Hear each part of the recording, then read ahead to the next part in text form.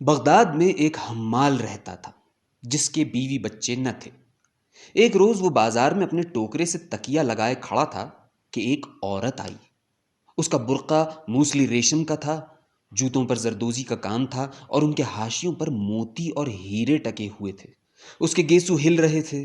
اس نے اپنا نقاب اٹھایا تو اس کے نیچے دو کالی کالی آنکھیں چمکتی ہوئی نظر آئیں جن پر پلکوں کی گوٹ لگی ہوئی تھی۔ اس کا بدن نازک اور نازنین اور حسن کامل تھا۔ اس نے حمال کی طرف متوجہ ہو کر پیاری اور میٹھی آواز سے کہا کہ اپنا ٹوکرا لے کر میرے پیچھے پیچھے آ۔ حمال کو اپنے کانوں کا یقین نہ آیا اور ٹوکرا لے کر اس کے پیچھے دوڑا اور کہنے لگا کہ اے نیک بختی کے دن، اے کامیابی کے دن۔ چلتے چلتے وہ ایک مکان کے دروازے پر ٹھہر گئی اور دروازہ کھٹکھٹانے لگی۔ ایک عیسائی نیچے آیا، اس نے اسے 1 دینار دیا اور ایک زیتونی رنگ کی شراب کی بوتل لے کر ٹوکرے میں رکھ دی اور حمال سے کہا کہ اٹھا اور میرے پیچھے پیچھے چل۔ حمال نے اپنے دل میں کہا کہ واللہ آج کا دن بڑا مبارک اور دعا کے قبول ہونے کا دن ہے، اور ٹوکرا اٹھا کر اس کے پیچھے پیچھے ہو لیا۔ اب وہ ایک میوہ فروش کی دکان پر ٹھہری اور وہاں سے شامی سیب، عثمانی ناشپاتیاں، عمانی آڑو، چمبیلی، شامی نیلوفر، اقلامی ککڑیاں، مرابی نیبو، سلطانی نارنگیاں، ریمانی مرسینا، مہندی پھل، بابونا، شقائق النعمان، بنفشہ، گلنار اور نسرین خرید کر سب چیزیں حمال کے ٹوکرے میں ڈال دیں اور کہا کہ اٹھا۔ وہ اٹھا کر پیچھے پیچھے ہو لیا۔ اب وہ ایک قصاب کی دکان پر ٹھہری اور کہا کہ 10 رطل گوشت کاٹ دے۔ اس نے گوشت کاٹ دیا اور لڑکی نے اس کی قیمت ادا کر کے گوشت کو کیلے کے پتے میں لپیٹ کر ٹوکرے میں رکھ دیا اور کہا کہ اے حمال اٹھا۔ اس نے ٹوکرا اٹھایا اور لڑکی کے پیچھے ہو لیا۔ وہاں سے چل کر وہ ایک بنیے کی دکان پر ٹھہری۔ وہاں سے چھلے ہوئے پستے، تہامی کشمش اور بادام خریدے اور حمال سے کہا کہ اٹھا اور میرے پیچھے پیچھے آ۔ حمال ٹوکرا اٹھا اس کے پیچھے پیچھے ہو لیا، یہاں تک کہ وہ ایک حلوائی کی دکان پر پہنچی اور ایک طبق خرید کر اس میں مختلف قسم کی مٹھائیاں، مثلا مشک دانے، صابونیاں، نیبو پارے، مربے، نیب کنگی، چھوارے، راحت لقم اور طرح طرح کے حلوے بھر کر اسے ٹوکرے میں رکھ دیا۔ حمال نے کہا اگر مجھے معلوم ہوتا تو اپنے ساتھ ایک اونٹ لیتا آتا اور یہ سارا سامان اس پر لاد لیتا۔ لڑکی نے مسکرا کر اپنا ہاتھ اس کی گدی پر مارا اور کہا کہ جلد چل اور باتیں نہ بنا، خدا نے چاہا تو تجھے کافی مزدوری ملے گی۔ پھر وہ ایک عطر فروش کی دکان پر ٹھہری اور 10 قسم کے مختلف عطر خریدے، مثلا گلاب، شگوفہ، نیلوفر، بید مشک وغیرہ، اور مصری خریدی اور گلاب پاش اور ایک لوبان کی ڈلی اور عود اور عنبر اور مشک اور اسکندرانی موم بتیاں، اور انہیں ٹوکری میں رکھ کر کہا کہ اٹھا اپنا ٹوکرا اور پیچھے پیچھے چل۔ حمال نے اپنا ٹوکرا اٹھایا اور اس کے پیچھے روانہ ہو گیا، یہاں تک کہ وہ ایک خوبصورت مکان کے پاس پہنچی جس کے سامنے ایک وسیع میدان تھا۔ مکان بلند اور اس کے ستون مضبوط تھے۔ دروازے کے دونوں پٹ آبنوس کے تھے اور ان پر سونے کے پتھر جڑے ہوئے تھے۔ لڑکی دروازے کے پاس ٹھہر گئی اور نقاب الٹ کر آہستہ سے دستک دی۔ حمال اس کے پیچھے کھڑا ہوا، اس کے حسن و جمال میں محو تھا۔ اب دونوں پٹوں نے جنبش کی اور دروازہ کھلا۔ حمال نے دروازہ کھولنے والی کو دیکھا۔ نو عمر لڑکی، بلند و بالا، سینہ ابھرا ہوا، حسن و جمال اور آب و تاب اور قد و اعتدال میں لاجواب، روشن پیشانی، سرخ رخسار، نیل گائے یا غزال کی سی آنکھیں، شعبان کے چاند کی کمان کے سے ابرو، شقائق النعمان کے سے رخسار، سلیمان کی انگوٹھی کا ساموں، مرجان کی طرح سرخ ہونٹ، موتی کی لڑی کی طرح دانت، غزال کی سی گردن، شامیانے کی طرح سینہ، پستان جیسے 2 انار، پیٹ ریشم کی طرح نرم، ناف جس میں آدھ چھٹانک لوبان کا تیل آ جائے۔ حمال نے اسے دیکھا تو ہوش اڑ گئے اور قریب تھا کہ ٹوکرا اس کے سر کے اوپر سے گر پڑے۔ اس نے اپنے دل میں کہا کہ آج سے زیادہ مبارک دن میں نے کبھی نہیں دیکھا۔ دروازہ کھولنے والی لڑکی نے سامان لانے والی لڑکی سے کہا کہ اندر آ اور اس بیچارے حمال پر سے سامان اتار لے۔ سامان لانے والی لڑکی دروازے کے اندر داخل ہوئی، اس کے پیچھے پیچھے دروازہ کھولنے والی اور پھر حمال۔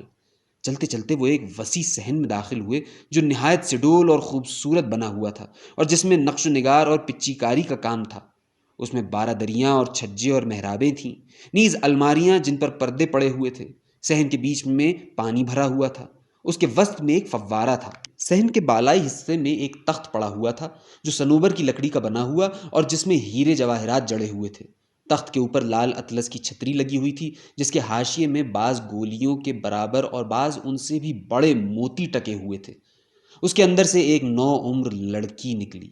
اس کی پیشانی چمکدار تھی، حسن دل فریب، انداز فلسفیانہ، جسم چاند کا سا، آنکھیں جادو بھری، بھویں ترچھی کمانوں کی سی، قد تیر کا سا، خوشبو عنبر کی سی، ہونٹ لال کی طرح سرخ اور شکر کی طرح میٹھے۔ اس کے چہرے کی آب و تاب کے آگے سورج شرمندہ تھا۔ اس کی مثال آسمانی تارے کی سی، یا سنہرے گنبد کی سی تھی، یا آراستہ و پیراستہ دلہن کی سی، یا عربی نیزے کی سی۔ یہ تیسری نو عمر لڑکی تخت پر سے اتری اور ناز و انداز سے چلتی ہوئی صحن کے وسط تک اپنی بہنوں کے پاس پہنچی اور کہنے لگی کہ کھڑی کیا کرتی ہو؟ بیچارے حمال کے سر پر سے بوجھ اترواؤ۔ سامان لانے والی لڑکی نے حمال کے آگے سے ہاتھ لگایا اور دروازہ کھولنے والی نے پیچھے سے، اور تیسری نے ان کی مدد کی اور حمال کا ٹوکرا اتروایا اور اس میں سے چیزیں نکال کر انہیں اپنی اپنی جگہ سلیقے سے رکھ دیا، اور حمال کو 2 دینار دے کر کہا کہ جا۔ حمال نے لڑکیوں کی طرف نظر ڈالی اور ان کی خوش صورتی اور خوش سیرتی کا نظارہ کرنے لگا۔ ایسا اچھا منظر عمر بھر اس کی آنکھوں کے سامنے نہ آیا تھا، لیکن اس نے دیکھا کہ ان کے یہاں کوئی مرد نہیں، اور یہ بھی کہ ان کے پاس کس قدر شرابیں اور میوجات اور عطریات وغیرہ ہیں۔ اس پر اسے سخت اچنبھا ہوا اور ٹھٹک گیا۔ ایک لڑکی نے کہا کہ تو جاتا کیوں نہیں؟ کیا تجھے کافی مزدوری نہیں ملی؟ یہ کہہ کر وہ اپنی بہن کی طرف مخاطب ہوئی اور کہا کہ اسے 1 دینار اور دے دے۔ حمال نے کہا کہ اے میری مالکہ، مزدوری تو مجھے کم نہیں ملی، کیونکہ میری مزدوری 2 درہم سے زیادہ نہیں، مگر میں یہ سوچ رہا ہوں کہ یہ کیا بات ہے کہ تم لوگ اکیلی ہو اور گھر میں کوئی مرد نہیں جو تمہارا ساتھ دے۔ تمہیں معلوم ہے کہ دعوت میں 4 سے کم نہیں ہوتے، اور تمہارے ساتھ کوئی چوتھا نہیں، اور تو اکھیل کود بغیر مرد کے اچھا نہیں لگتا۔ تم 3 ہو، تمہیں چوتھے کی ضرورت ہے، جو عقل مند اور سمجھدار اور جہاں دیدہ اور رازدار ہو۔ جب ان لڑکیوں نے اس کی باتیں سنی تو وہ ان کو بھلی معلوم ہوئی، اور وہ ہنسنے لگیں اور کہا کہ ایسا ہمیں کون مل سکتا ہے؟ ہم تو لڑکیاں ہیں، کہیں ایسا نہ ہو کہ ہم کوئی راز کی بات کہیں اور وہ تشتس بام ہو جائے۔ حمال نے کہا کہ تمہاری جان کی قسم، میں سمجھدار اور امانت دار آدمی ہوں، میں نے بہت سی کتابوں بالخصوص تاریخ کا مطالعہ کیا ہے، میں اچھی بات کو ظاہر کرتا اور بری بات کو چھپاتا ہوں۔ جب لڑکیوں نے یہ سنا تو وہ کہنے لگیں کہ تجھے معلوم ہونا چاہیے کہ ہم نے اپنی ساری دولت اس مکان میں لگا دی ہے، بتا کہ تیرے پلے کچھ ہے کہ ہمارے ساتھ معاملہ کرے؟ یہ کیوں کر ہو سکتا ہے کہ ہم تجھے اپنے ساتھ بٹھلائیں اور اپنا ہم مشرب بنائیں اور اپنے حسین و ملیح چہرے دکھائیں، اور تو ان کے بدلے ہمیں کچھ نہ دے؟ کسی نے سچ کہا ہے کہ بے پیسے کی محبت ذرہ برابر بھی نہیں ہوتی۔ دروازہ کھولنے والی نے کہا کہ اے دوست، اگر تیرے پلے کچھ ہے تو تو ایک چیز ہے، اور اگر تیرے پلے کچھ نہیں تو تو ناکام لوٹ جا۔ سامان لانے والی لڑکی نے کہا کہ بہنوں، اسے دق مت کرو، اس نے آج بڑا کام کیا ہے، اگر اس کی جگہ کوئی اور ہوتا تو وہ اکتا جاتا۔ جو کچھ اس کے ذمے ہے وہ میں اپنے اوپر لیتی ہوں۔ حمال کی باچھیں کھل گئیں اور اس نے زمین کو بوسہ دیا اور شکریہ ادا کیا۔ تخت والی لڑکی نے کہا کہ خدا کی قسم، بغیر ایک شرط کے میں تجھے ہرگز اپنے ساتھ نہ بٹھاؤں گی، اور وہ یہ ہے کہ جس چیز سے تیرا واسطہ نہ ہو وہ ہرگز نہ پوچھیو، ورنہ میں تجھے ماروں گی۔ حمال نے کہا کہ منظور ہے، اے مالکہ بصر و چشم، دیکھ میں ابھی سے گونگا ہوا جاتا ہوں۔ یہ کہہ کر سامان لانے والی لڑکی اٹھی اور اپنی کمر کس کر بوتلوں کو ایک صف میں آراستہ کیا اور شراب کو نتھارا اور پھولدانوں کے ارد گرد پھول پتیاں لگائیں اور باقی ضروری چیزیں لا کر رکھیں۔ پھر وہ اپنی بہنوں کے ساتھ بیٹھی اور حمال کو اپنے ساتھ بٹھایا اور شراب کا دور چلنے لگا۔ حمال کو ایسا معلوم ہوتا تھا کہ گویا خواب دیکھ رہا ہے۔ لڑکی نے شراب کی صراحی اٹھائی اور ایک جام بھر کر پی گئی، پھر دوسرا، پھر تیسرا، پھر جام بھر کر اس نے اپنی بہنوں کے سامنے پیش کیا، پھر اور جام بھر کر حمال کو دی اور کہنے لگی تجھے مبارک ہو اور آرام دے، اس کے پینے سے ساری بیماریاں دور ہوتی ہیں۔ حمال نے جام اپنے ہاتھ میں لے لیا اور آداب بجا لا کر شکریہ ادا کیا اور یہ اشعار پڑھنے لگا: شراب محض اس شخص کے ساتھ پی جاتی ہے جس پر اعتبار ہو، جو پاک طینت ہو اور جس کا شجرہ دور تک پہنچتا ہو۔ شراب کی حالت ہوا کی سی ہے، اگر خوشبودار چیز کے اوپر سے گزرے تو خوشبودار ہو جاتی ہے، اور اگر مردار پر سے گزرے تو بدبودار ہو جاتی ہے۔ پھر اس نے یہ شعر پڑھا: اگر تو شراب پیے تو معشوق کے ہاتھ سے پی، تاکہ تجھ میں لطیف خیالات پیدا ہوں۔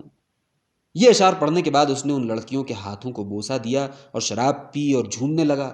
پھر اس لڑکی نے ایک جام بھر کر اپنی منجلی بہن کو دیا۔ اس نے جام لے کر بہن کا شکریہ ادا کیا اور چڑھا گئی۔ پھر اس نے دوسرا جام بھر کر تخت والی کو دیا اور ایک پیالہ بھر کر حمال کو۔ حمال نے زمین کو بوسہ دیا اور شکریہ ادا کر کے پی گیا۔ اب وہ محل کی مالکہ کے آگے آیا اور کہنے لگا کہ اے مالکہ میری، میں تیرا غلام زرخرید بندہ اور خادم ہوں۔ اس نے کہا تجھے راس آئے اور پی، خدا مبارک کرے اور تجھے صحت اور عافیت دے۔ حمال نے پیالہ لے کر اس کے ہاتھ چومے اور چڑھا گیا۔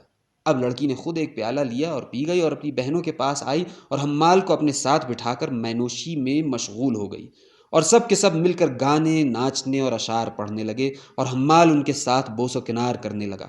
کبھی انہیں کاٹتا، کبھی چٹکیاں لیتا۔ لڑکیوں میں سے کوئی اس کے منہ میں نوالا دیتی، کوئی مکے مارتی، کوئی چپت لگاتی، کوئی خوشبو سنگھاتی، اور اس میں اسے بڑا مزہ آ رہا تھا، اور ایسا معلوم ہوتا تھا کہ گویا وہ جنت میں حوروں کی صحبت میں ہے۔ اب شہرزاد کو صبح ہوتی دکھائی دی اور اس نے وہ کہانی بند کر دی جس کی اسے اجازت ملی تھی۔